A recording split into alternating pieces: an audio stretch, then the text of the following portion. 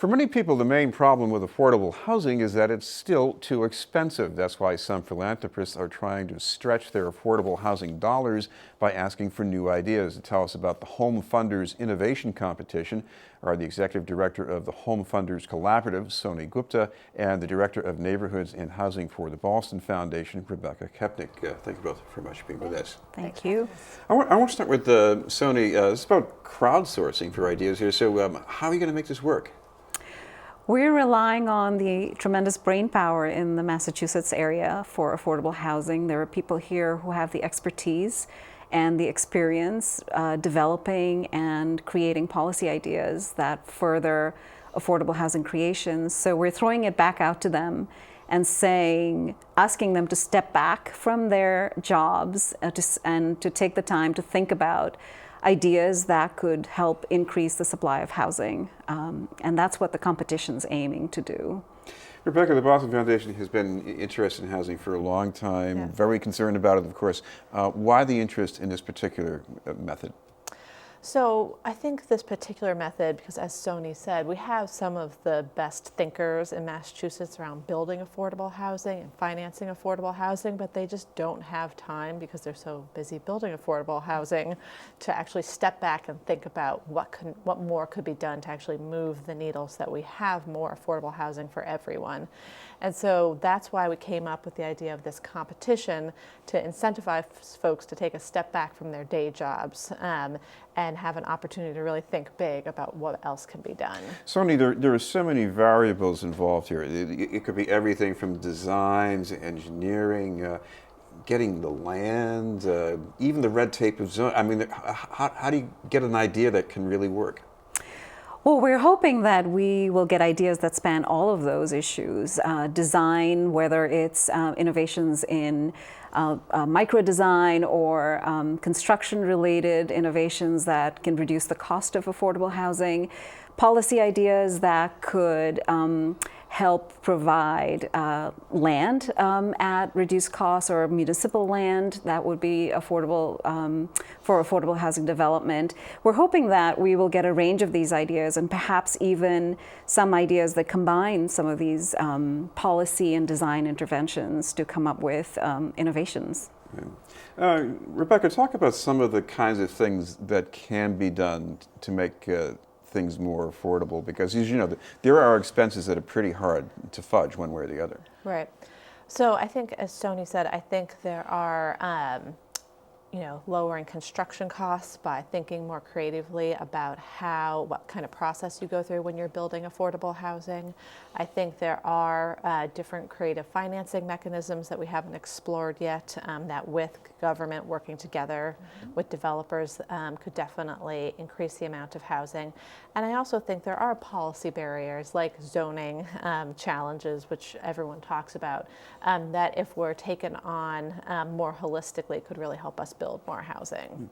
So you talk about some of the funding that can come into play, especially if there's a mixed income project. Well, typically, affordable housing developments in Massachusetts rely on anything up to 12 or more sources of funding. The state is a big source of financing for affordable housing developers. And the state has put out enormous resources, both in capital sources for the construction and development of housing, but also in the form of rental vouchers that they make available through both the Section 8 program as well as a state rental voucher program. And then we have sources like Home Funders, which is private philanthropic dollars that has been available since 2003 at extremely low interest that developers can access if they pledge to put aside at least 20% of their units for extremely low-income families. So it's usually piecing together a whole range of financing that can make these affordable housing deals work. And typically it takes developers a lot of brain power to put them together. Rebecca, give us a little more definition on what that means, extremely low-income households. Yep, so extremely low income in Massachusetts means a family of four making under $29,000 per year. And there are a lot of these families in Massachusetts. So especially for these families who are burdened by really high rents, there's up to 63,000 families in Massachusetts who are this poor poor and paying actually over half of their income to rent. And so it's a pretty widespread challenge in Massachusetts. Right. Coming back to Soni, what about ways in which you can reduce the cost? Let's not even talk about land right now, but whether it's materials or design, have you seen anything that looks promising? Well, I think owners and developers are trying many different things. One is just modular construction, not so much as taking a whole development that's modular, but panelizing parts of construction so that there can be savings in, for instance, wall construction. So developers are trying all kinds of strategies, and we've seen some savings on that end. They're also as there's more rebates available for energy savings and for energy efficient innovations in construction, we're seeing some of that. And while those might cost a little bit more at the front end, they certainly pay for themselves over the course of the development.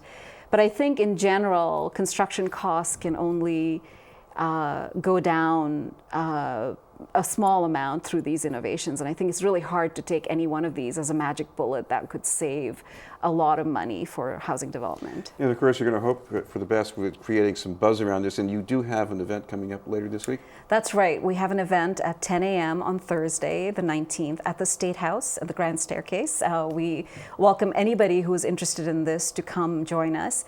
We will have the Undersecretary of Housing and Community Development, a number of legislators speaking, a resident from one of the Home Funders Finance developments also speaking, and that will mark the opening of the competition, which will be open for about two and a half months, at which point anybody interested can submit their ideas. And you do have the website too, right?